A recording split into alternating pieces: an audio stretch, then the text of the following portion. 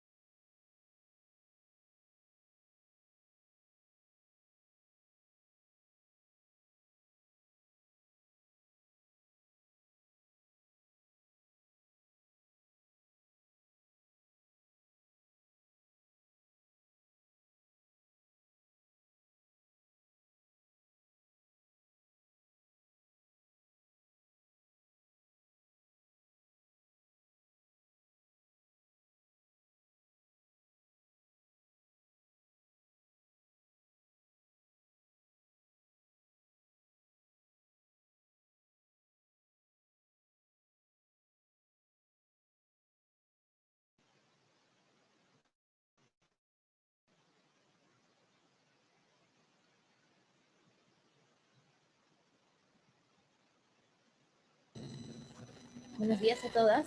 No escucho a... Muy buenos días. ¿Qué Bueno, tal? muy ¿Cómo buenos están? días con todas y con todos.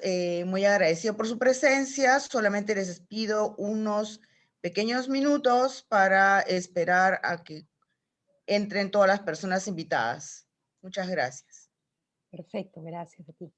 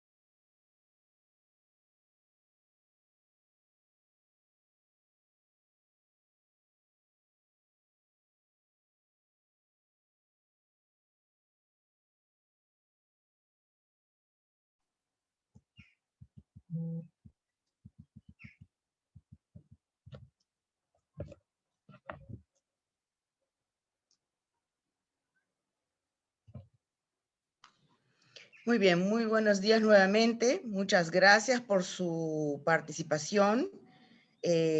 A todos y todas las invitadas a esta reunión técnica, en especial a Ingrid Díaz, docente de la Universidad Católica, a quien hemos pedido que presente una ponencia sobre política criminal y feminicidio previa al intercambio de ideas respecto a la problemática del delito de feminicidio en el ordenamiento jurídico penal peruano.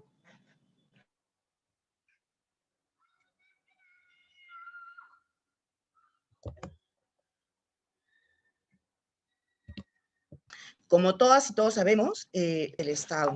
El Perú ha tenido grandes avances normativos y uno de ellos es la tipificación del delito de feminicidio y a su vez la incorporación en el ordenamiento penal peruano de una serie de agravantes que toman en cuenta la condición de la víctima para incrementar las penas. De otro lado, es importante abordar la política criminal, ya que es el conjunto de respuestas que el Estado estima necesarias adoptar para hacerle frente a conductas consideradas reprochables o causantes de un perjuicio social, como es el feminicidio. Y con ese fin, garantizar la protección de los intereses esenciales del Estado y de los derechos de los y las residentes en el territorio bajo su jurisdicción. En especial, el derecho a una vida libre de violencia y la justicia para todas las mujeres. Esta reunión tiene precisamente el objetivo de intercambiar ideas sobre el avance de la política criminal en torno al feminicidio, es decir, si las respuestas del Estado frente a este delito han logrado disminuir la incidencia de estos casos y hacia dónde deberían dirigirse los esfuerzos del Estado. Sin más preámbulo, le cedo la palabra a la señora Ingrid Díaz para la presentación de su ponencia. Gracias.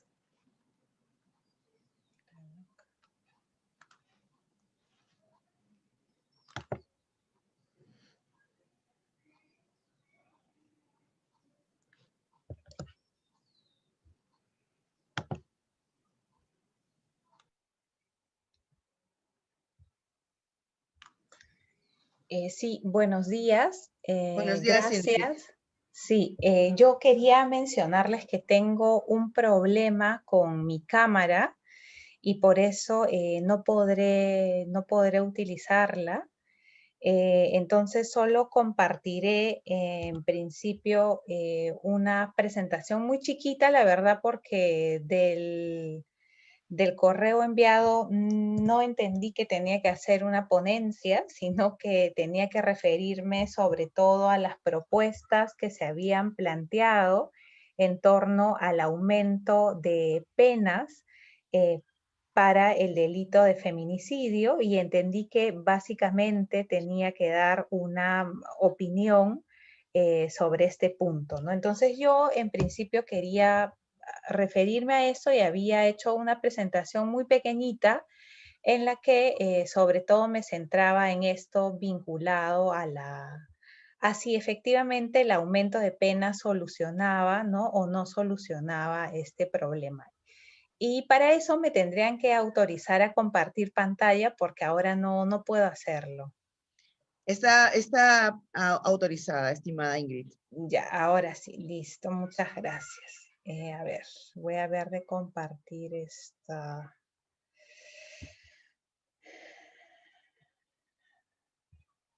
A ver, velozmente, aquí está el Zoom.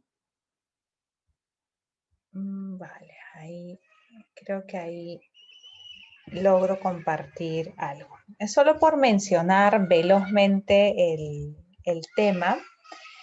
Bueno, yo había trabajado antes el delito de feminicidio, que como sabemos sanciona al que mata a una mujer por su condición de tal.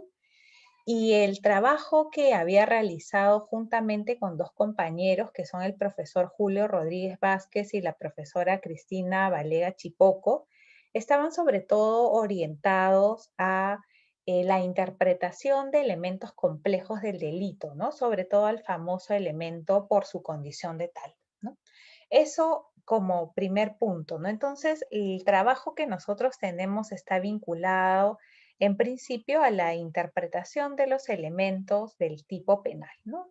Y nosotros propusimos que se interprete el por su condición de tal como por el quebrantamiento de estereotipos de género. Esa posición, como también todas y todos ustedes deben saber, finalmente, más allá del Acuerdo Plenario 1 del 2016, que es el que trabaja el delito de feminicidio, ha sido aceptado en la interpretación del delito de agresiones, y luego hay una serie de sentencias de la Corte Suprema de Justicia en la que también, ¿no?, se entiende este elemento complejo como el del quebrantamiento de estereotipos de género. Eso como punto importante y creo yo como avance en el ámbito de la jurisprudencia nacional, ¿no? Es decir, en el ámbito de la interpretación y consecuentemente de la aplicación del artículo 108b del Código Penal. El asunto es que tal parece que a pesar de esta interpretación que en la actualidad se le da al artículo 108b del Código Penal, se ha considerado que quizás las cifras, ¿no?, en cuanto a la comisión de este delito no necesariamente se han reducido. Y entiendo que hay propuestas legislativas para hacerle frente, ¿no?, a este problema vinculado a la no reducción de casos de feminicidio en el Perú. En ese contexto, lo que a mí se me había más o menos comunicado era que habían propuestas vinculadas al aumento de penas, ¿no? Que de por sí ya el delito de feminicidio tiene penas altísimas, ¿no? Y la pregunta, y era un poco a lo que yo muy velozmente me quería referir, era si efectivamente el aumento de penas era determinante para prevenir casos de feminicidio o en general de violencia, ¿no?, de género. Sobre este punto, yo básicamente quería hacer alusión en principio a dos textos y luego a un trabajo además que tiene Indaga, ¿no?, que es el Observatorio de Política Criminal del Ministerio de Justicia, que aquí además veo presente a sus autoridades y ellos podrán dar una mejor explicación al respecto. Pero si de manera general, ¿no?, se me consultara si el aumento de penas efectivamente reduce, ¿no?, la comisión de un delito, yo tendría que decir que la respuesta en principio es que no. y que por tanto afrontar el delito de feminicidio implica tomar una serie de medidas distintas, ¿no? ¿Por qué digo lo anterior, no? Aquí en el pequeño PPT que tengo elaborado, cito, por ejemplo, un artículo bien interesante que se refiere o trabaja la relación que hay en los Estados Unidos desde 1936 hasta el 2013 vinculaba al aumento de penas por una serie de delitos y la reducción de los mismos, ¿no? Y si uno revisa la evidencia de este rango de años, además bastante grande, que hacen aquí los investigadores, queda determinado, y puedo también pasarles el texto si así lo consideran, que el aumento de penas o incluso la imposición, por ejemplo, de penas de muerte para mayores delitos no ha impactado necesariamente en la reducción de los mismos, ¿no? Entonces, la evidencia comparada, por ejemplo, en el caso de los Estados Unidos, no nos da elementos para inclinarnos necesariamente por el aumento de penas como una solución al problema. Luego también, si uno, por ejemplo, hace una revisión de el análisis que se ha hecho sobre el aumento de penas en otras realidades, ¿no? Comparadas, como por ejemplo México, se da uno cuenta que tampoco el impacto del aumento de penas ha sido realmente determinante para la reducción de la comisión del delito de feminicidio, ¿no? Aquí también les pongo otro texto que podría compartir, que es el de Lucía Núñez Rebolledo, ¿no? Y ella analiza si efectivamente con el incremento de penas, ahí es exactamente el tema que ella trabaja, para el delito de feminicidio en México hubo o no hubo una reducción al mismo, ¿no? Y ella concluye a partir de este estudio que hace de estadístico que la respuesta es negativa, ¿no? Y por esa razón también ella en esta investigación tiende más bien a hacer referencia a que son otras medidas preventivas las que se deben tomar en consideración, ¿no? Para poder reducir este fenómeno criminal. En el ámbito español también, ya no he logrado colocarlo en el PPT, hay un texto súper interesante de la profesora Elena Larrauri que hace la misma investigación en el caso español, ¿no? Y señala que efectivamente también el incremento de penas no ha sido lo determinante para la reducción de casos, ¿no? De violencia de género. De hecho, si uno lee sobre todo estos últimos dos textos a los que hago referencia, se considera que estas medidas básicamente punitivas que ha tomado el Estado para hacerle frente a este problema, claro, tienen un impacto sin duda, pero no es pues el determinante para solucionar el problema, ¿no? Es más, se considera que este tipo de medidas incluso, ¿no? De colocar penas tan altas, pueden disuadir a las víctimas, ¿no? Imagínense en casos de tentativa de feminicidio, porque hay estudios criminológicos que señalan que muchas víctimas de violencia de género, más que querer la sanción del agresor, lo que desean es que ellos dejen de ejercer actos de violencia, ¿no? Y por esa razón, desde los estudios criminológicos se ha también cuestionado, si se quiere, esta actitud paternalista que tiene el Estado en cuanto a la respuesta, ¿no? Frente a este problema. Entonces, por esa razón, un poco por los textos a los que les he hecho alusión, yo me inclinaría ante la pregunta que se me hizo de manera muy breve por el correo electrónico, a que el aumento de penas definitivamente en este delito como en otros no va a aportar en la reducción de los casos de feminicidio. Creo que en realidad como ha hecho, además indaga, lo que se tiene que hacer es una investigación, por ejemplo, de las características del contexto en el que se cometen este tipo de agresiones, de las características también de los agresores y a partir de ello tomar medidas distintas necesariamente a lo penal, ¿no? Y ya en lo vinculado a la interpretación del delito, si hubiera algo que yo pudiera aportar en el sentido de que el tipo penal, ¿no? Cuando efectivamente tenga que utilizarse, se aplique de la manera adecuada, quizás tenga que ver con un proyecto, por cierto, de ley que hace poco también he tenido oportunidad de conocer, en el que se desarrolla un poco lo vinculado al sujeto pasivo, si se quiere, del delito, ¿no? ¿A qué se entiende como mujer? Y si dentro de este concepto puede, por ejemplo, comprenderse a mujeres trans, ¿no? Que yo soy de la posición que sí. Entonces, en cuanto al impacto quizás del delito, este aspecto último sería lo que se tendría que trabajar, pero vinculado a lo preventivo, definitivamente creo que el aumento de penas no aporta y creo que más bien hay que girar hacia otro tipo de medidas, pero no a partir, digamos, de no tener evidencia, ¿no? Sino a partir de un estudio criminológico que nos dé pautas de contextos de riesgo, de perfiles de agresores, que evidentemente permita que la política criminal, ¿no? Que no solamente es penal, que asuma el Estado, realmente, ¿no? Impacte en la reducción de casos de feminicidio. Eso sería en realidad todo por mi parte y dejaría en realidad abierto el debate para lo que aquí los especialistas y las especialistas en el tema, ¿no? tengan que decir. Muchísimas gracias, Ingrid. Muy amable por tu intervención. Ahora abriríamos un rol de intervenciones. Nosotras hemos planteado una propuesta de intervenciones. Primero, le daríamos la palabra por 10 minutos a la señora Mariela Lenquiza Valcárcel Angulo, que es representante del Ministerio de Justicia y Derechos Humanos, para que dé su opinión o intercambie ideas sobre el tema planteado el día de hoy.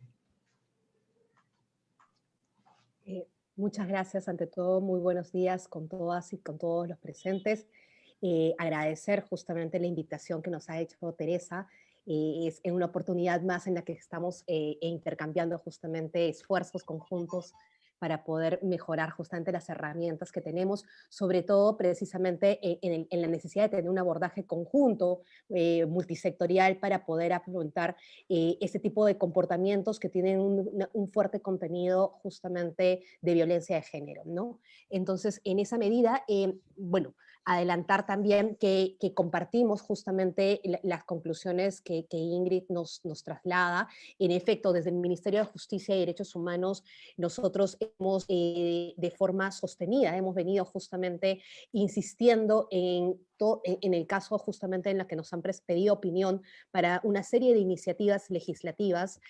Siempre nosotros hemos insistido en que ampliar precisamente el marco punitivo en cuanto a la elevación de las penas no era la herramienta más efectiva con la cual que se contaba por parte del Estado para empezar a combatir precisamente las condiciones en las que se presentaba el feminicidio, ¿no?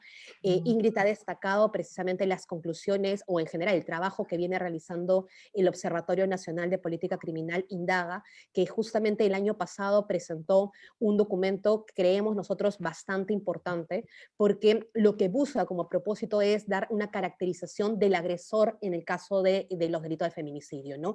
Y además la muestra que se realizó precisamente se construyó sobre la base de encuestas realizadas al interior de establecimientos penitenciarios de nuestro país a las personas que estaban condenadas para ello. Entonces, el propósito era saber quiénes son estos agresores, qué motiva precisamente este tipo de comportamientos, qué elementos justamente subyacen en el caso de cómo ellos se despliegan, cómo realizan este comportamiento.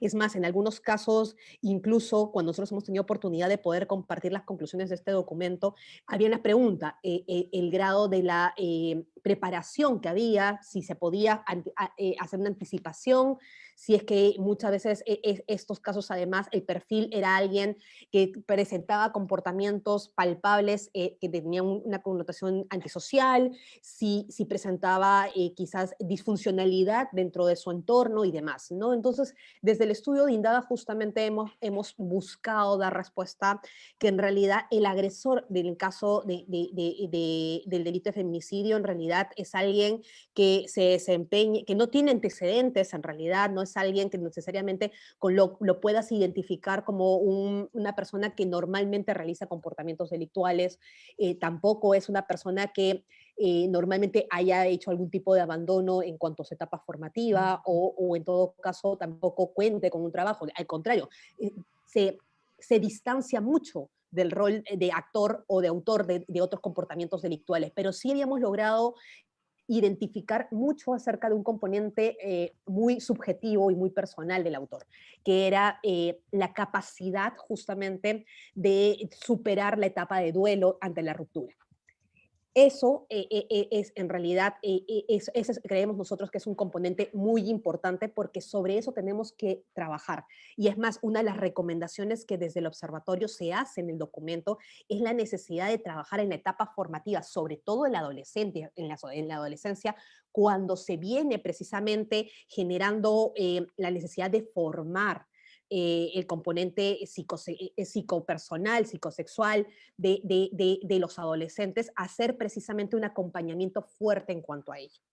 Porque habíamos evidenciado esto, no necesariamente encontramos un patrón determinante tampoco acerca de la presencia o no de algún rol padre-madre durante la etapa de formación, pero sí consideramos importante acerca de la necesidad de la salud en cuanto al desarrollo personal y además psicológico de los adolescentes en esta etapa formativa, precisamente para la superación de las etapas de duelo, de las rupturas en cuanto a relaciones interpersonales y sobre todo aquellas que tienen un componente especialmente afectivo como son las relaciones de pareja.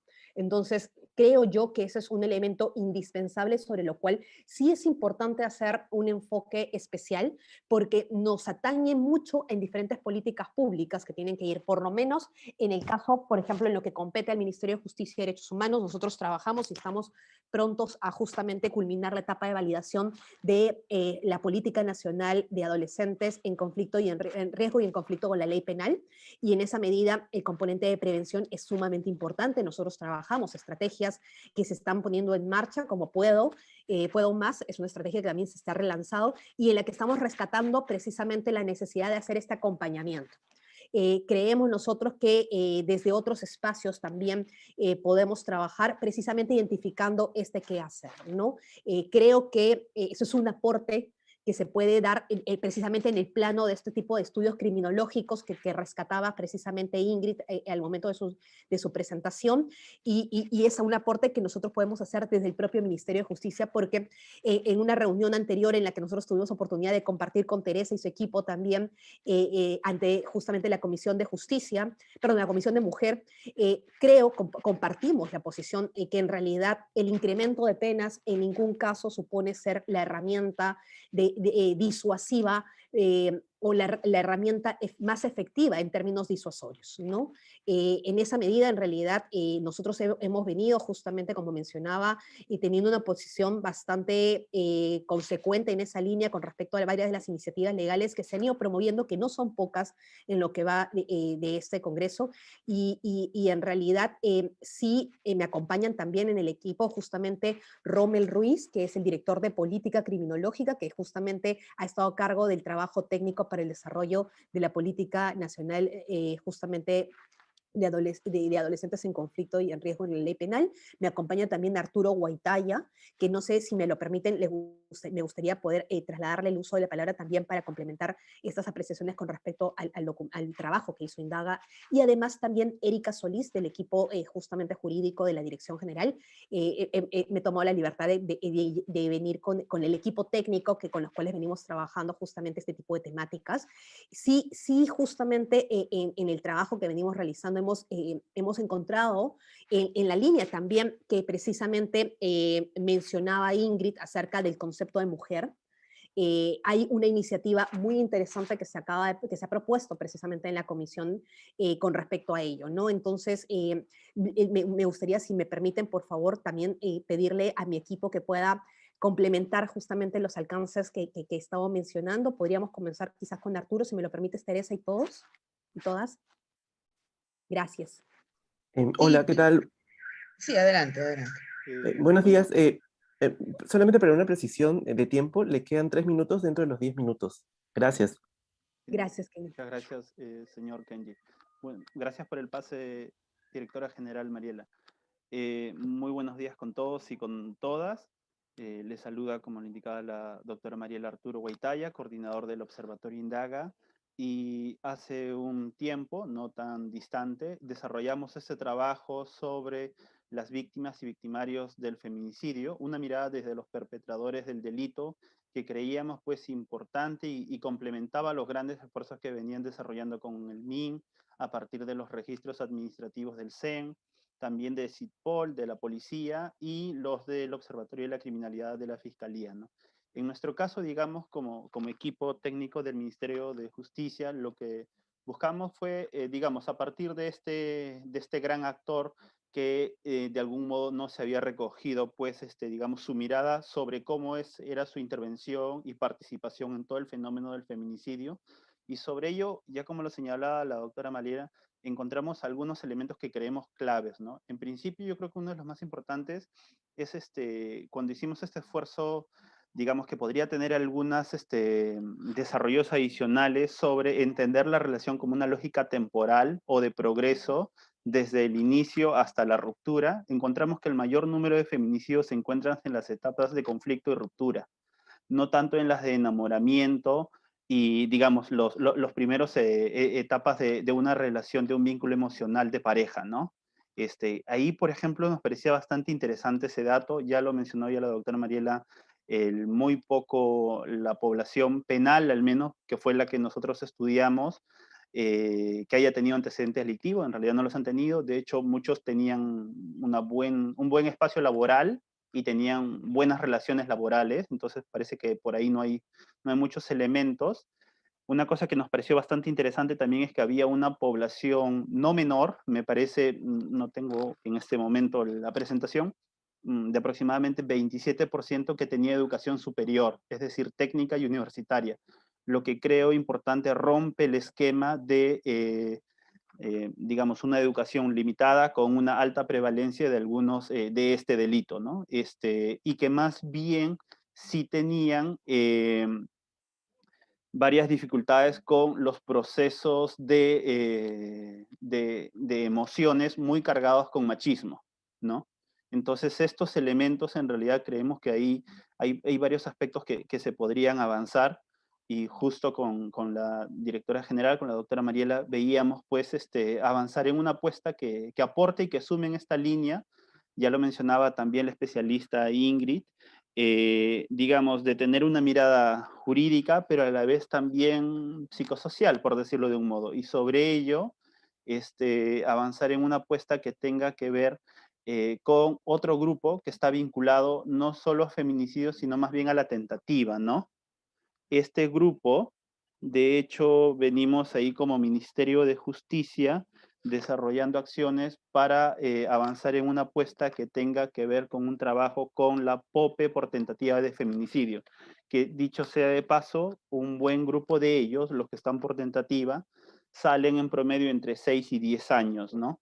Entonces, la idea de fondo es generar evidencias para construir instrumentos, estrategias que puedan permitir tener tipos de intervención bastante sólidos y que la reincidencia sobre la violencia de género sea, digamos, nula, ¿no? Digamos, esa es la apuesta.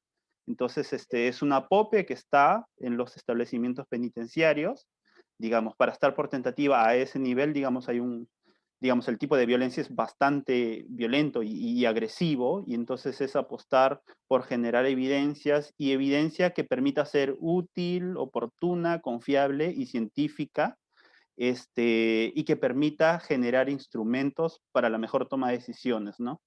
En esa línea digamos, como equipo técnico del MINJUS y en específico como observatorio nos encontramos y creemos que suma y apuesta bastante en este esfuerzo conjunto pues, que se tiene entre los distintos actores y que el día de hoy se encuentran presentes. Eso, doctora Mariela.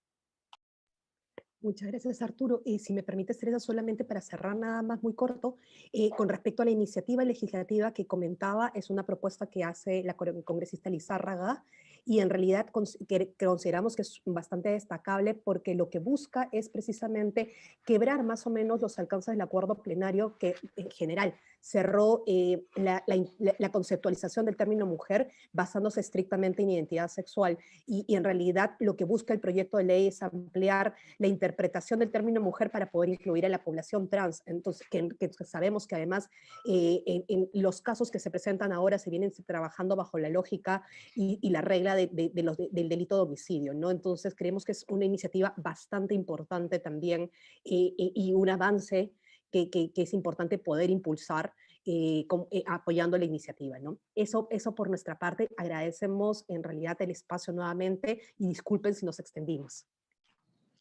Muchísimas gracias, Mariela. Muchísimas gracias, Rommel, por sus intervenciones que nos dan elementos adicionales para este intercambio de ideas muy importantes, además de los que ya ha puesto sobre la mesa Ingrid Díaz.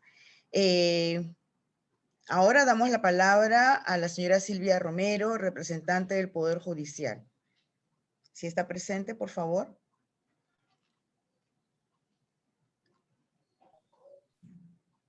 Sí, ¿se me escucha? Sí, Silvia, bienvenida, muchas gracias. Adelante. ¿Cómo están? Buenos días con todos y con todas. Agradecida por la invitación que se nos ha realizado a este espacio. Y bueno, del pronto, para ser un poco breve, sumarnos a lo que ya ha señalado la doctora Ingrid Díaz y lo que ha señalado el Ministerio de Justicia a través de Mariela Valcárcel, ¿no? Nosotros como Poder Judicial hemos sentado una posición de carácter técnico, específicamente en los proyectos de ley que han estado vinculados a la modificación del artículo 108b del Código Penal, específicamente para incrementar las penas, ¿no? Incrementar el tipo penal base, incorporar también la cadena perpetua para cada uno de los agravantes de este tipo penal. Lo que nosotros hemos señalado, y por eso vamos en la misma sintonía de lo que ha señalado tanto Ingrid Díaz como Mariela Valcárcel, es que efectivamente el incremento de penas lamentablemente no cumple una finalidad de disuasión del delito, ¿no? Y eso las cifras están reflejadas en la estadística que recoge el propio Ministerio de la Mujer durante todos estos años, desde la existencia de este tipo penal, nos lo demuestra, ¿no? Entonces, nosotros hemos apuntado a analizar que efectivamente el abordaje del tipo penal de feminicidio merece una mirada integral, una respuesta integral del Estado. Efectivamente, las modificaciones legislativas son un elemento importante para atender el fenómeno. Se ha luchado mucho por efectivamente incorporar este tipo penal de manera específica, que viva de manera independiente dentro del sistema penal. En su momento era solo un agravante. Después efectivamente se ha conseguido que este tipo penal tenga su propia independencia.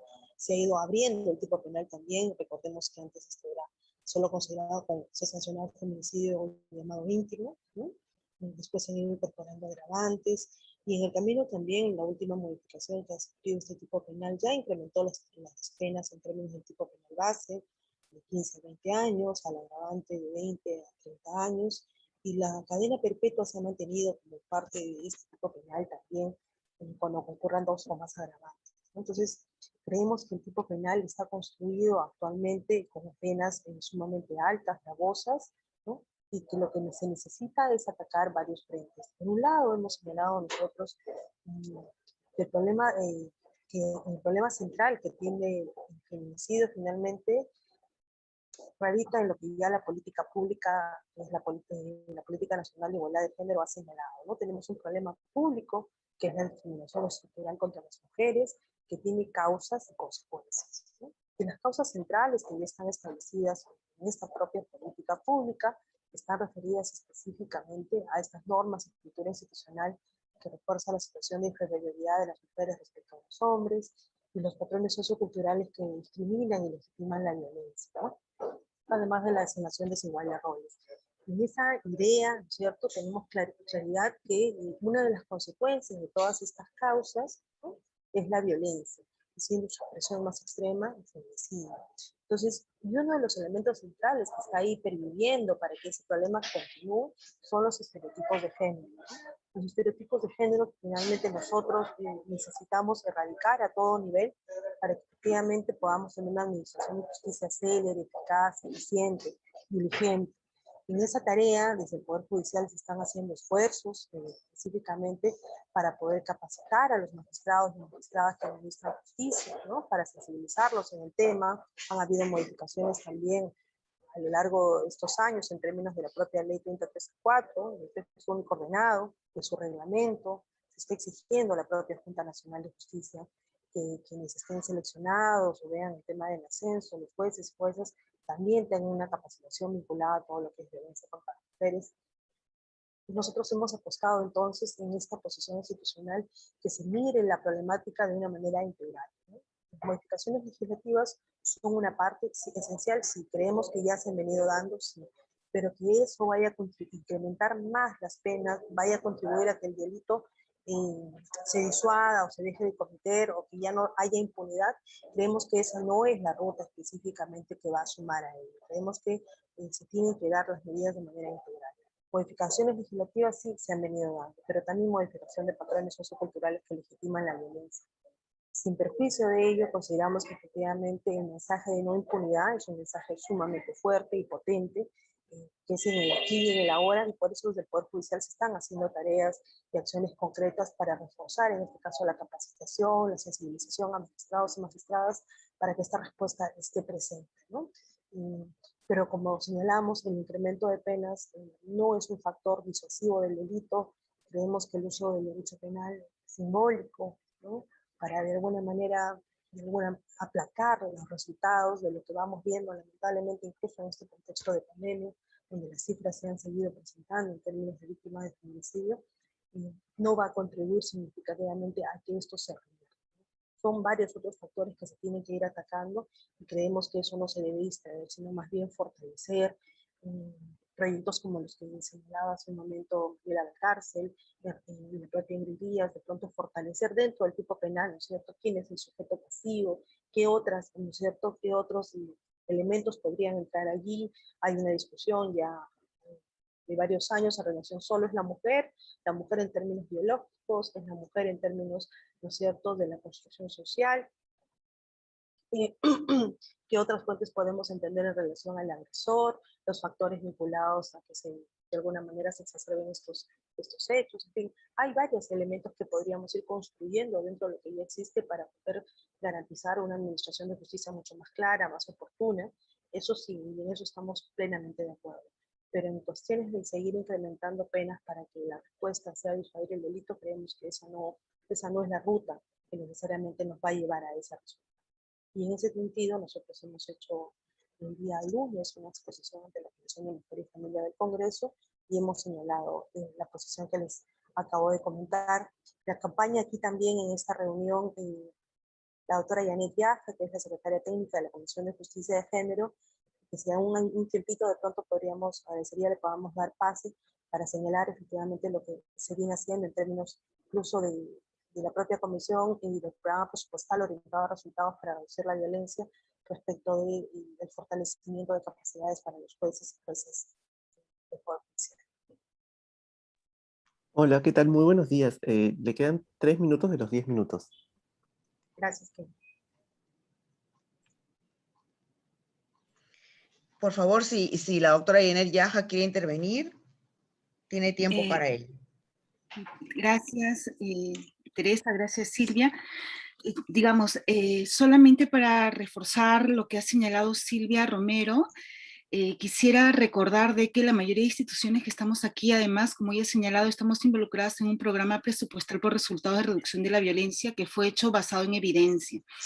Y en ese marco, el modelo conceptual de de la parte de feminicidio, evidencia cómo es que efectivamente el tema del sistema penal puede estar relacionado con la prevención de la violencia efectivamente, ¿ya? Pero como un aspecto en una mirada de la violencia desde un enfoque, desde el modelo sistémico, ¿no? Donde uno encuentra que las causas de la violencia son individuales, relacionales, comunitarias, o más bien desde estructurales, ¿no? En términos del marco social, normativo general, uno identifica el sistema penal y concretamente el sistema de justicia en el ámbito comunitario. Y efectivamente uno ahí puede identificar cómo es que la impunidad efectivamente puede generar más violencia, fundamentalmente porque da un mensaje respecto al tema de la legitimidad. Pero hasta ahí llega el rol del ámbito penal y en ese sentido la respuesta de la función de la pena en términos preventivos, ¿no? Generales. Y más bien quería señalar de cara al PPOR que sí efectivamente existe. Hay una sola evidencia que se identificó en ese momento que tiene que ver con la sanción penal y estaba relacionada más que a la pena, al tema de que se identificaba una menor incidencia, o sea, menores nuevos hechos de violencia, si es que el proceso judicial se llevaba adecuadamente. Es decir, si el proceso judicial para la persona investigada o procesada, de alguna manera significaba un acto de justicia para esa persona, ¿no? Porque más bien se identificaba que habían agresores que consideraban que habían sido mal sentenciados y por lo tanto las posibilidades de que tuviera un efecto personal eran menores, porque sentían que el sistema estaba sesgado en contra de ellos, ¿no? Y más bien cuando se desarrollaba una adecuada investigación y motivada, donde el mismo agresor identificaba, bueno, sí es obvio que yo soy responsable y que tengo responsabilidad sobre este tema, ¿no es cierto? Había un cambio más bien respecto a la conducta y podía generarse una disminución de la reincidencia en términos de violencia. Creo que en ese marco es importante apuntar también no solamente a los marcos generales que se han señalado en PPOR se señalan las causas con evidencia, en términos de feminicidio inclusive hay una asociación de las que ya han mencionado sobre situaciones de riesgo que uno tendría que tomar en cuenta, ¿ya? Pero ya concretamente en el ámbito del sistema de justicia y concretamente el sistema penal, la importancia de que ese proceso, más que la pena, sino que se lleve adecuadamente y eso pasa por reforzar nuestros sistemas de justicia también, como para que aquellas resoluciones que salgan estén adecuadamente motivadas, adecuadamente fundamentadas, y en las que se establezcan las penas que corresponden, ¿no? Más allá, con eso no se quiere decir de que las penas tengan que bajar necesariamente, sino que ya tenemos penas altas y de alguna manera hay que ver también el proceso pendiente de toda la reforma del Código Penal, porque lo cierto es de que hay una suerte de necesidad de armonizar las penas en general de toda la legislación. Creo que nosotros como, bueno, aquí ya vemos de diferentes entradas, como parte del Estado también es nuestra responsabilidad ver cómo contribuimos a que ese proceso se concluya y se incluya dentro de ello el tema de la violencia contra las mujeres, ¿no? Muchas gracias. Muchísimas gracias, Janet, por tu intervención y los elementos que has agregado a la mesa de intercambio de opiniones que tenemos el día de hoy. Tenemos ahora, le damos la palabra a la doctora María Isabel Sokolic Alba, representante del Ministerio Público. Bienvenida, doctora. También por un término de 10 minutos para que nos dé sus comentarios sobre el tema. Bien, muy buenos días a todas y a todos. Mi especial y cordial saludo a usted, doctora Terrencia Hernández, y a todo su equipo del Ministerio de la Mujer. Cómo no saludar y reconocer la importante labor que vienen efectuando quienes me están acompañando en esta reunión, representando a otros sectores del Estado. Muy bien. Cuando hablamos de la problemática del feminicidio y cómo abordarlo para efectos de garantizar una respuesta inmediata, oportuna, y evidentemente una sanción real y efectiva para el agresor, entiéndase para el feminicida, debemos nosotros recordar que al respecto el Estado peruano ha venido evidenciando muchos avances. No solamente desde la perspectiva penal, que ya tenemos desde hace mucho tiempo un tipo penal específico, sino porque los operadores jurídicos poco a poco han venido internalizando por esfuerzo personal o en todo caso ya por una corriente que los ha instado a necesariamente evaluar cada uno de los procesos judiciales, y se trata de los fiscales, las investigaciones, con una perspectiva de género que los lleve a identificar las razones, las condiciones de mayor vulnerabilidad en las cuales las víctimas, mujeres, lastimosamente y como una manifestación extrema de la violencia, han perdido la vida. Tenemos el acuerdo plenario 1 del 2016, que ya lo mencionaron, pero también habría que reconocer los esfuerzos que el mismo Tribunal Constitucional, en su calidad de máximo intérprete de la Constitución, ha venido efectuando cuando en más de una sentencia ha instado, entre otros, a los operadores jurídicos a que incluyamos en nuestro análisis lo que señalaba hace unos minutos, es decir, la evaluación del contexto en el cual la mujer es víctima de violencia, es decir, la perspectiva de género. Esa condición de asimetría, de inequidad, en igualdad de goces, igualdad de ejercicios de derechos y evidentemente igualdad de oportunidades entre hombres y mujeres, que entre comillas autorizan a los primeros a creerse dueños o propietarios o poseedores de las mujeres que tienen a su alcance, y a partir de ello, luego de cosificarlas, llegan al extremo de quitarles la vida. Y si realmente nos encontramos en ese escenario, a nivel institucional el Ministerio Público ha venido efectuando esfuerzos importantes, no solamente desde la creación como parte del SNEG de fiscalías especializadas, y también la capacitación a fiscales y a servidores para efectos de canalizar estas investigaciones con la celeridad y con la diligencia reforzada que la Ley 30364, que la Convención Belén do Pará, pero sobre todo que las miles de víctimas o sus sobrevivientes reclaman. Eso es importante, y ahí estamos nosotros día a día al pendiente de que esto sea así. Nos falta camino por recorrer, sin duda. Quisiéramos nosotros tener fiscalías especializadas en todo el país, en todos los espacios que conforman cada distrito fiscal, pero está de más señalar que lastimosamente esta es una aspiración que ojalá en algún momento podamos concretar. Sin embargo, me parece que la titularidad de la acción penal y la conducción de las investigaciones por este delito ya está garantizada a nivel país. Lo que deberíamos hacer es recordar que, como lo han señalado mis antecesoras, que el hecho de que se eleve el quantum de la pena, inclusive podamos pensar en la imposición de la pena capital o la prisión perpetua, este tipo de medidas por sí mismas no van a frenar la intención de una persona de cumplir su propósito malsano de quitarle la vida a su pareja. Porque para que esto llegue así, evidentemente existen factores estructurales, sociales, que dan cuenta de esa, digamos, de esa internalización de superioridad, de poder de dominio que tienen algunos varones respecto de las mujeres con las que han mantenido una relación de pareja o con quienes han tenido una relación de pareja. Entonces, el hecho de que a lo mejor pensemos en difundir que este tipo de delitos, en el supuesto que fuera así, va a ser sancionado inclusive con la prisión perpetua, creo que no necesariamente va a disuadir a aquel que tiene entre sus propósitos cumplir digamos, la finalidad de quitarle la vida a la que fue su pareja por el hecho de que ésta decidió iniciar una nueva relación de pareja, o simplemente por el hecho de que le expresó que necesita desarrollarse profesionalmente o que quiere trabajar, etcétera, etcétera. Entonces, creo que la mejor expresión clara del problema la tenemos cuando muchos feminicidas no han tenido ningún escrúpulo de quitarle la vida a sus parejas, inclusive en presencia de sus propios hijos.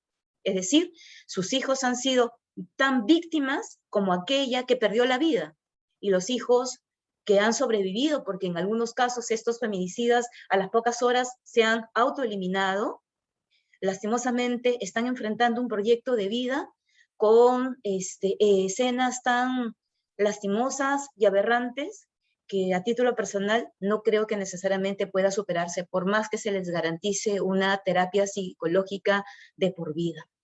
Entonces, desde esta perspectiva me parece que necesariamente estos problemas tienen que ser identificados de manera oportuna, es decir, la fase de la prevención tiene que estar al mismo nivel e incluso reforzada en relación al abordaje, porque poco o nada estaríamos avanzando si solamente nos dedicamos a reforzar el abordaje, pero no miramos hacia atrás, y los casos de violencia que pueden empezar simplemente con una ofensa, es decir, con agresiones verbales, y que poco a poco se van agravando hasta llegar a una violencia extrema como es el feminicidio. Necesariamente, cuando hablamos de la falta de control de ira, de la falta del control de emociones, este tipo de características necesariamente involucran, digamos, al Ministerio de Salud. La violencia como tal, cuando estaba vigente la ley 26.260, también se encaminaba con un problema de salud mental.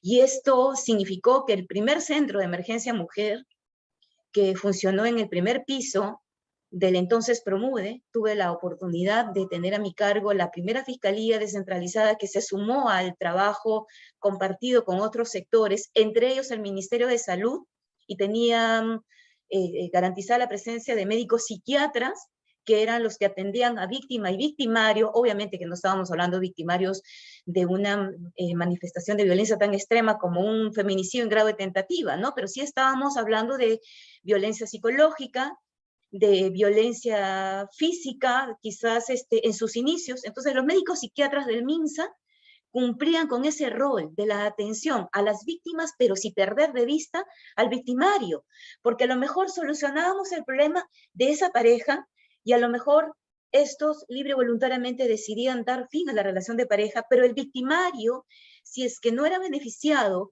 con una terapia, con un tratamiento psiquiátrico especializado, iba a continuar regando la violencia con todas las mujeres que podía encontrar en su camino, y con algunas de ellas llegar quizás a un supuesto de feminicidio. Entonces, me parece que necesariamente una política criminal que realmente tenga como propósito abordar, pero también frenar los altos índices de feminicidio, necesariamente tiene que incluir espacios importantes de tratamiento de la salud mental.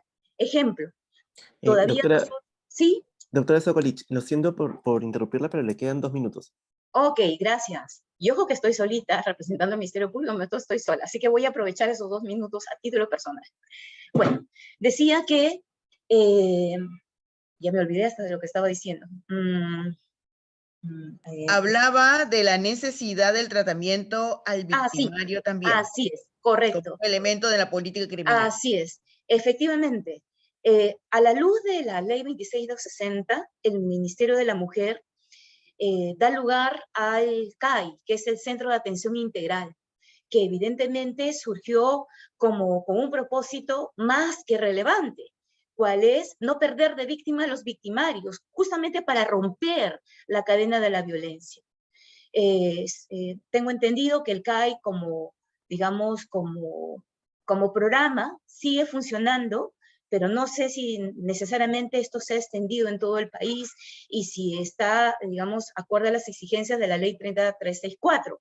Ahora, el MINSA, decía lo de la pandemia. El MINSA, en el tema de la pandemia, ha fortalecido sus líneas de acción, brindando incluso a todos los y las ciudadanas líneas telefónicas amigas, para que las personas puedan llamar, inclusive de manera anónima, y puedan recibir algún tipo de orientación, porque lastimosamente el confinamiento social, la grave crisis económica ha significado que surjan relaciones de tirantes y obviamente de posibilidades de violencia en muchos hogares. El hecho solamente de convivir horas de horas con la pareja, a quienes a lo mejor veíamos solamente por espacios, porque trabajábamos, salíamos de manera presencial, como que disipaba cualquier inicio de tensión. Pero cuando estuvimos en confinamiento social, tuvimos que medir nuestras actitudes de poder estar con nuestras parejas mucho más tiempo del naturalmente convenido. Y esto ha significado, y lo vimos en los primeros meses, que muchas de relaciones matrimoniales lastimosamente se hayan deteriorado, y el número de de demandas, de divorcios o acciones notariales, justamente para dar fin al vínculo matrimonial, como que se habían incrementado. Insisto, y ya con esto concluyo. Una problemática tan sensible como la que constituye el feminicidio debe seguir canalizándose a través de un abordaje serio, comprometido, con un trabajo de policía, fiscales y jueces a la altura de las exigencias del caso. Pero no podemos perder de vista el tema de la prevención, y en este aspecto el MINSA necesariamente desempeña un rol más que importante. Gracias por su atención.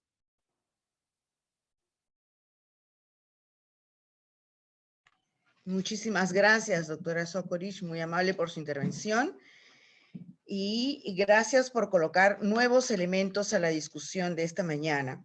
Luego le damos la palabra a Mayra Sánchez, que es representante de un grupo de estudio de la Universidad Católica que abordan precisamente el enfoque de género. Buenos días con todas y con todos. Muy buenos días, Mayra, adelante. Yo creo que no hace falta que ya profundice en el tema de que el castigo no previene. Creo que existe un consenso sobre las limitaciones que tiene el uso de la pena en ese ámbito, pero sí me quiero detener en otros puntos, específicamente en 6.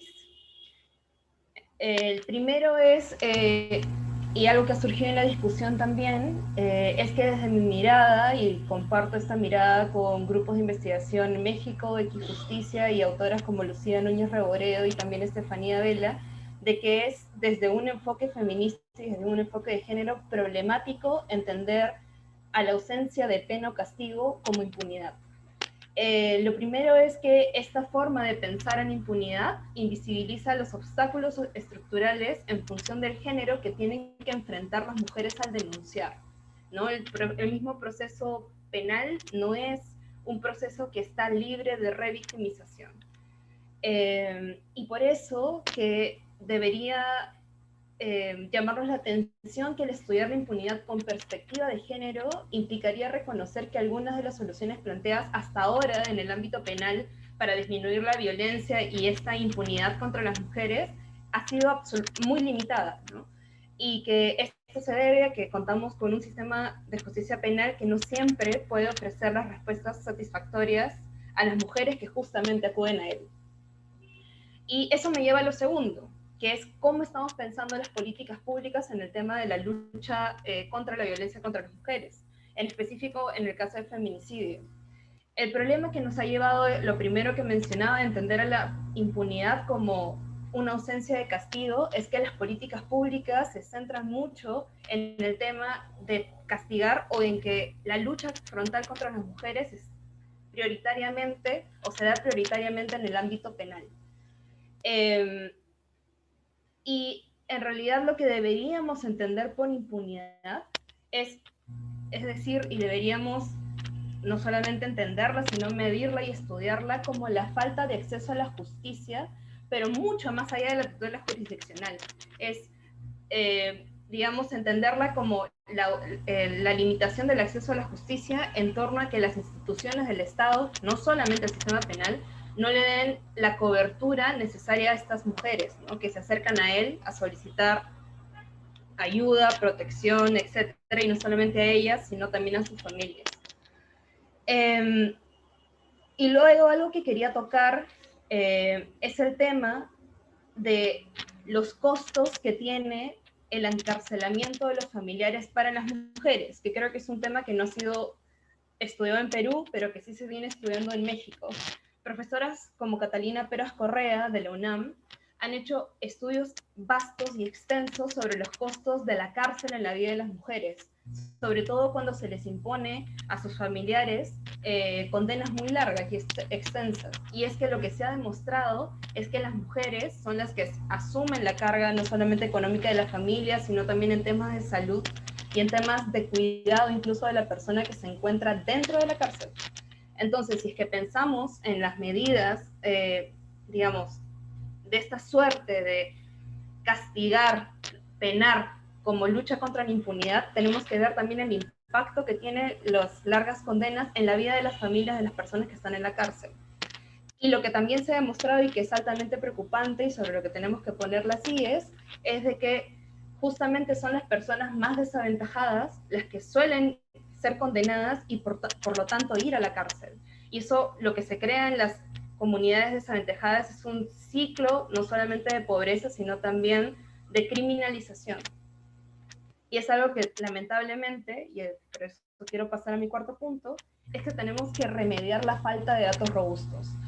Hay esfuerzos vastísimos y plausibles dentro del Sistema Nacional de Justicia, también no solamente del Ministerio de Justicia, sino también del propio Observatorio de Criminalidad del Ministerio Público, que nos han permitido conocer cuáles son las características de los agresores. Sin embargo, es muy importante también conocer las características de las personas que son victimizadas.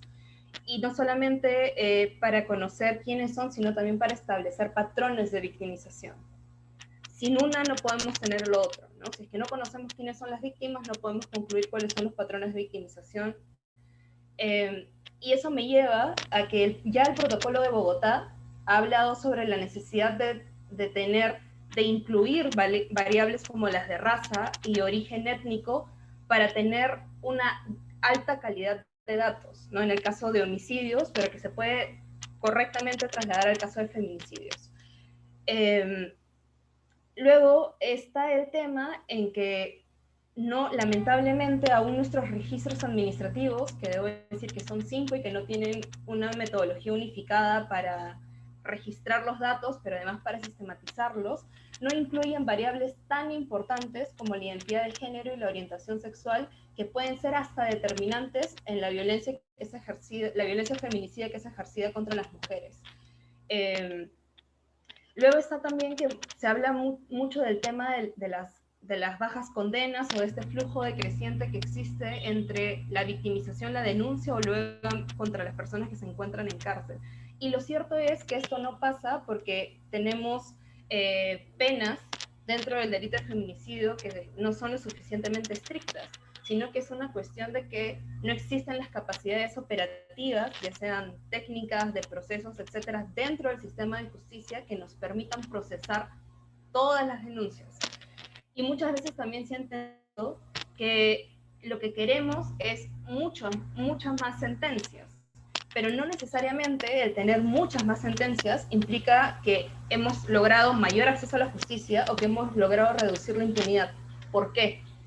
Porque no todas las sentencias han sido valoradas desde un enfoque de género, y lo que hemos encontrado, incluso con la falta de transparencia que existe en Perú en cuestión de las sentencias judiciales, es que se usan argumentos abiertamente estereotipados, basados en prejuicios de género, y que incluso se pueden encontrar también otras razones de discriminación, que puede ser por razones de origen, por razones de raciales, etc. Entonces, ese tipo de sentencias de ninguna manera pueden ser entendidas como que hemos logrado un mayor acceso a la justicia. Entonces, ¿qué podemos hacer? Exigir la transparencia de resoluciones judiciales. De hecho, en México es algo que se ha logrado gracias a una acción de amparo que inició la organización Equijusticia, y que lo que han logrado es que en todos los, digamos, sentencias por las razones de violencia contra las mujeres y por razones de género, que estas sean públicas, y no solamente públicas, sino de fácil acceso para la ciudadanía. Hola Mayra, buenos días. Te quedan 2 minutos. Sí, perfecto, ya voy cerrando. Muchas gracias, Kenny. Y eso me lleva a mis 2 últimos puntos, ¿no? Que es que necesitamos evaluar a las entidades en criterios de transparencia, en criterios de rendición de cuentas, pero también en participación ciudadana. Y finalmente, que tenemos que hacer un trabajo crítico y autocrítico de cómo venimos entendiendo la justicia e impunidad en las políticas públicas. Ya hablé un poco de cómo hemos venido entendiendo la impunidad y por qué es problemático, pero también tenemos que entender que la justicia no es la misma para todas las mujeres. Algunas mujeres efectivamente querrán transitar por un sistema penal y encontrarán dentro de su proceso de sanación el hecho de poder ver a su agresor en la cárcel. Sin embargo, hay otros procesos personales de las mujeres que no necesariamente transitan por ese recorrido, y por eso también tenemos que apostar en una justicia restaurativa, que no me queda duda que es algo que todas buscamos, que es el hecho de que estas cuestiones no solamente no se repitan, sino también garantizar que las mujeres no tengamos que las mujeres sobrevivientes no tengan que volver a transitar por esto, sus familias tampoco, que han perdido alguna de las víctimas, pero además el hecho de que puedan sanar, ¿no? Y por eso, así solamente ya para concluir, creo que mi último mensaje es que a cuestiones tan complejas como el feminicidio no podemos darle una solución tan fácil como la cárcel. Muchas gracias. Muchísimas gracias, Mayra. También agradezco tu aporte y el que hayas colocado nuevos elementos en esta discusión que lamentablemente el tiempo no nos ha permitido profundizar, pero quizás podamos seguir debatiéndolo en otros espacios, en otros momentos. Muy bien, ahora nos queda darle la palabra a la doctora Cintia Silva. Ella es directora de la Dirección de Asistencia Técnica y Promoción de Servicios del MIM, quien va a también presentar nuestra posición sectorial en los próximos 10 minutos. Adelante, Cintia. Sí, muy buenos días. Muchas gracias por el espacio y por su presencia para este intercambio de ideas y de posiciones institucionales, que creo que, como ya se ha dicho, van en la misma línea. Me adentraría en los términos de nuestro informe, que van mucho en la línea de lo que ya han venido mencionando, en cuanto a que no estaríamos respondiendo a la eficacia, en todo caso, respecto de las finalidades que entendemos buscan estas iniciativas del establecimiento de cadenas perpetuas frente al delito de feminicidio. Y en ese sentido sí les quiero invitar a identificar y de manera autocrítica, ¿no? También entender que estas propuestas surgen en principio de las voces de algunas de las víctimas que están, de familiares de víctimas que están organizadas, ¿no? Y que demandan justicia.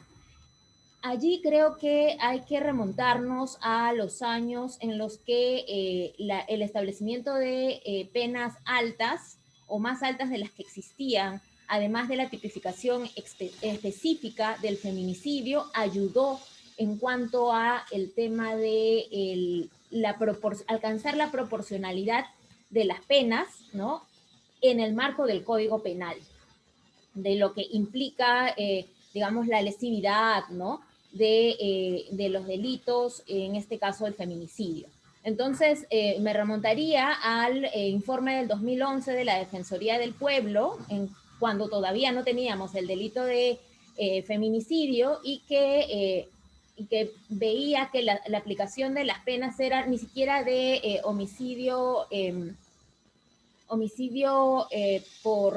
se llamaba, había un término que sospechábamos que era el que se usaba para los casos de muertes de mujeres, por lo que ya sabemos ahora es la condición de tal, ¿no? Y más bien lo que se aplicaba genéricamente era el homicidio simple, cuya pena mínima era 6 años. Y entonces se aplicaban a esa pena mínima una serie de beneficios premiales con los cuales la pena quedaba pues en 3 años, incluso, ¿no? En uno de los casos había quedado en esa pena mínima.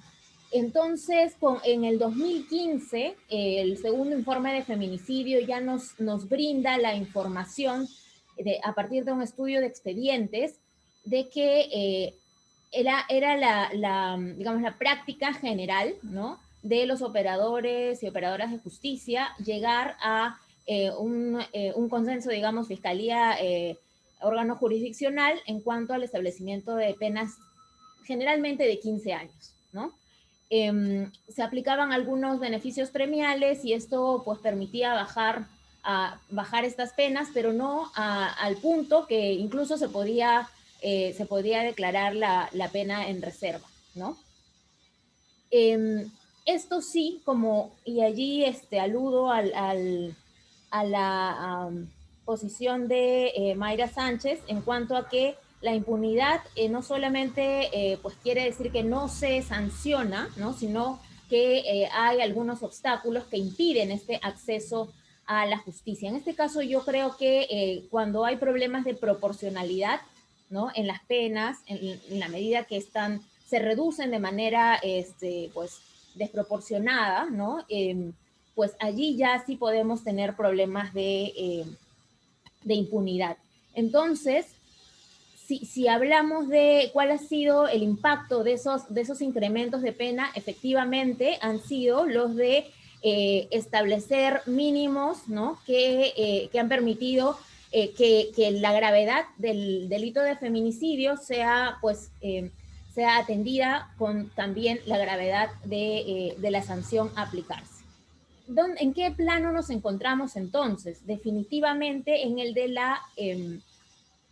de el sistema de justicia, ¿no? Y la respuesta que recibimos del sistema de justicia. Esto independientemente de lo que se ha mencionado también, que es en lo que está avanzando el Estado a través de un programa presupuestal orientado a resultados, la prevención en la que se está incidiendo, ¿no? Creo que este énfasis que estamos haciendo en la consolidación conjunta, además del Sistema Nacional Especializado de Justicia, en donde pues, estamos acompañadas en ese proceso por la doctora Marisabel Sokolic, la doctora Yanet Yaja, ¿no? Y otros representantes del Ministerio de Justicia, de nuestro programa Aurora y también del Ministerio del Interior y la Policía, ¿no? Creo que son esfuerzos importantes y necesarios para llegar hasta el punto que se requiere, ¿no? Que estos casos sean sancionados de manera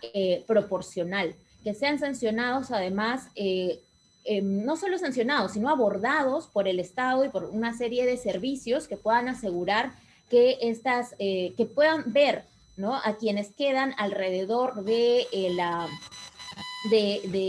la víctima de feminicidio, ¿no? Los hijos, hijas, madres, padres, ¿no? Que puedan ver, y creo que el Ministerio de la Mujer está haciendo algunos esfuerzos importantes también en esa línea, con la asistencia económica a los hijos, hijas de víctimas de feminicidio, ¿no? Y que, por otro lado, en la línea de lo que dice Mayra, y me parece súper importante, pensemos cuál es el impacto que se genera en el entorno del agresor. Y nos hagamos la pregunta también de qué estamos haciendo y si estamos haciendo lo suficiente, cómo podemos buscar salidas o buscar intervenciones más eficaces y de mayor alcance respecto de los agresores que terminan condenados, ¿no? Creo que eso es sumamente importante, y en el marco del sistema de justicia, cuando menciono el tema de qué esfuerzos estamos haciendo, estamos a punto ya de aprobar la Estrategia Nacional de Implementación del SNEG, y esto nos va a permitir evaluar este proceso de implementación, no solamente respecto a si se atienden los casos o respecto a si hay condenas o no hay condenas, sino análisis acerca de cómo es que se está resolviendo, cuáles son las actuaciones relevantes durante el proceso de cada uno de los actores institucionales, ¿no? De los servicios, y también cuál es el razonamiento que está detrás de las sentencias. Vemos mucho que nos comparten las instituciones como Ministerio Público, Poder Judicial. Se dio una cadena perpetua contra un agresor sexual. Usualmente lo vemos respecto de agresores de menores, ¿no? De niñas, de adolescentes. En mujeres adultas no lo vemos mucho, y eso también es un tema criminológico por revisar. No obstante, tampoco estamos viendo cuáles son las características y cómo está funcionando el instrumento punitivo del Estado, ¿no? En su característica más selectiva de quiénes son esos agresores, ¿no? Y cómo también puede estar influyendo en el quantum de la pena que realmente se aplica, independientemente a la que se vaya a proponer a nivel legislativo, ¿no? De acuerdo a esos criterios selectivos, ¿no? De quién es el sujeto que va a ser condenado. Entonces, creo que eso también es importante, lo vamos a estudiar en el marco de indicador que tenemos, indicador cualitativo en el marco de la Estrategia Nacional de Implementación, que es el de procesos penales acordes a estándares internacionales y nacionales de protección y acceso a justicia de víctimas de violencia basada en género. Luego también tenemos otro indicador que tiene que ver acerca de medir si los casos que constituyen hechos de muerte de mujeres por su condición de tal o muerte de mujeres en estas situaciones, en estos contextos, ¿no? Son realmente sancionados, calificados como feminicidio, ¿no? Eso también nos va a permitir conocer, sí. Hola Cintia, lo siento que te interrumpa, te quedan 2 minutos. Gracias. Y también tenemos un indicador vinculado a si los casos que son condenados por feminicidio, ¿no? Han recibido o no una medida de protección para identificar en el proceso dónde ha estado la falla, ¿no? Del sistema. Esto no para señalarnos entre nosotros como sistema de justicia, porque como sabemos, estamos haciendo los mejores esfuerzos con recursos todavía limitados, desde que tenemos un programa presupuestal orientado a resultados, ¿no? Con, digamos, organizaciones institucionales distintas, con registros todavía que no están dialogando entre sí, pero que estamos tratando de cruzar, ¿no? Para poder también identificar estos avances o estos escollos que necesitamos conjuntamente resolver, ¿no? Entonces, de nuestra parte, todavía falta mucho, como bien decía la doctora Sokolic, hemos avanzado, ¿no? Hemos avanzado mucho, ¿no?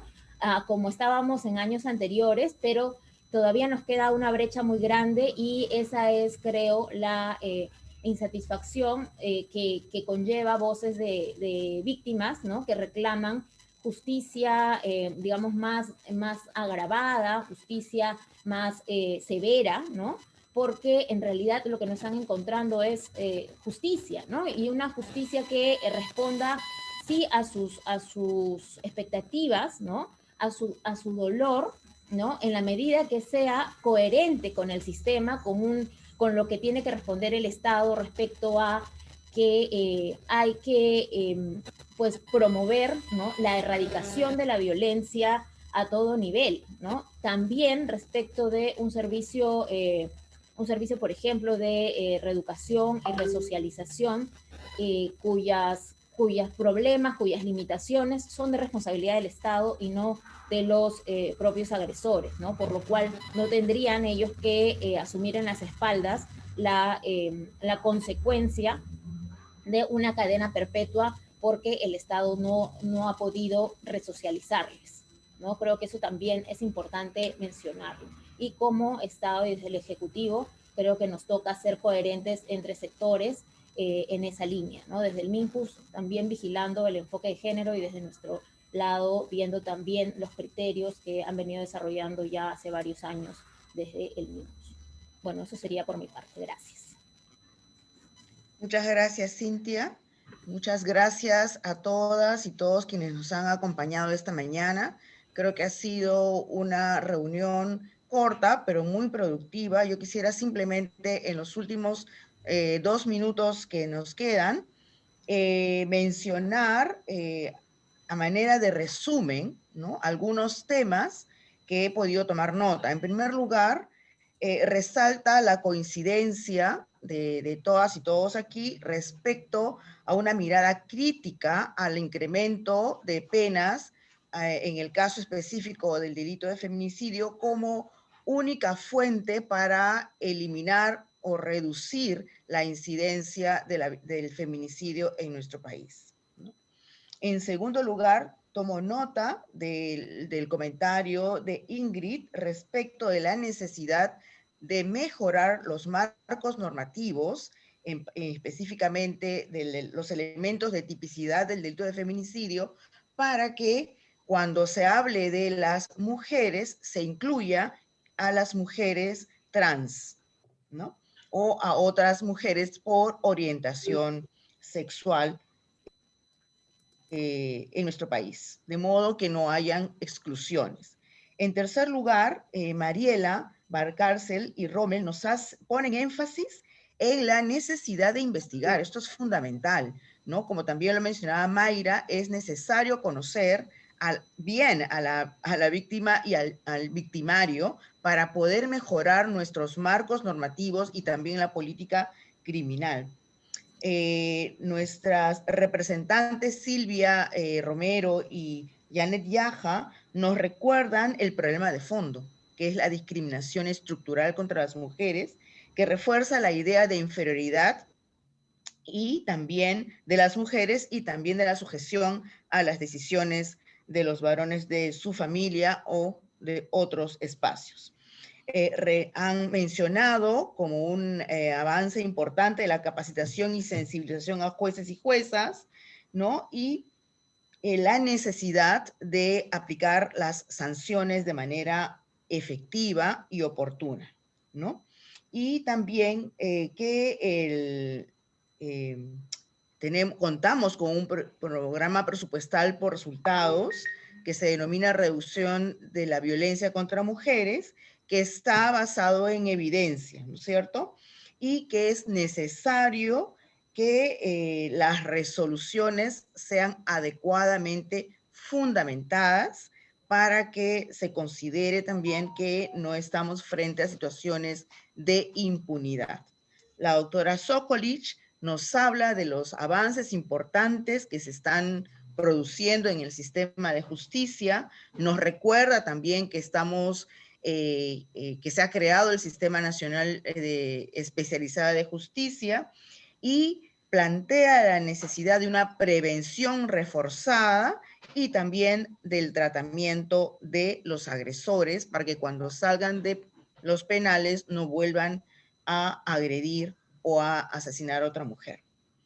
Finalmente, tenemos los comentarios de Mayra respecto a la necesidad de ampliar los marcos a través de los cuales se entiende la impunidad, ¿no? Y ella señala que deberían incorporarse, ¿no es cierto?, como elementos de análisis de la impunidad, la falta de acceso a la justicia de las propias mujeres, ¿no?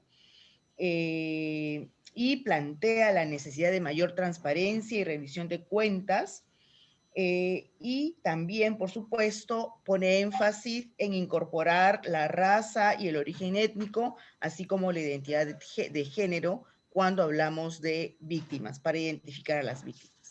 Finalmente, Cintia también ha planteado, ¿no es cierto?, otros elementos, resalta los indicadores que se han aprobado a través del Sistema Nacional Especializado de Justicia y también coloca nuevos elementos para el análisis, ¿no es cierto?, de cómo el sistema de justicia enfrenta las situaciones de feminicidio y a las víctimas de violencia.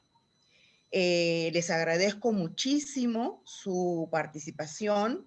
Lamento que no haya estado presente la congresista Arlet Contreras o, en su defecto, el equipo técnico que la acompaña, porque es un espacio en el que buena parte de las instituciones del Poder Ejecutivo vinculadas a la atención de la violencia, como el Poder Judicial y el Ministerio Público, han participado para plantear desde una perspectiva más bien crítica, la necesidad de seguir profundizando para permitir el acceso a la justicia y reducir la impunidad en nuestro país en los casos de feminicidio, que hacen falta seguir debatiendo, ¿cierto? Y que nos colocan nuevos retos y nuevos desafíos al Estado para seguir abordando la problemática de manera que efectivamente tengamos una reducción progresiva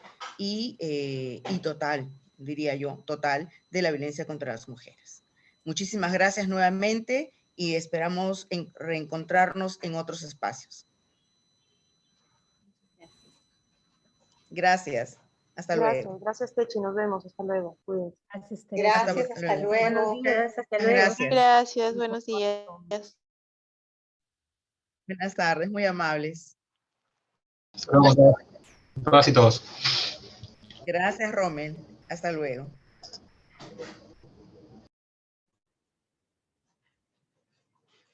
Voy a salir del Zoom y se va a apagar porque se está grabando.